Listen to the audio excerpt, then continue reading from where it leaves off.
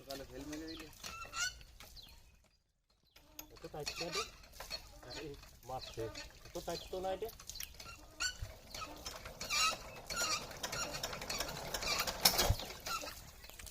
এ গুলদি বিসমিল্লাহ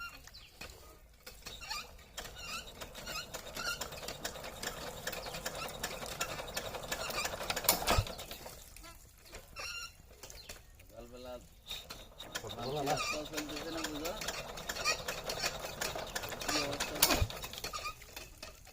কাকা ধরো আগে দেখে কাকা সব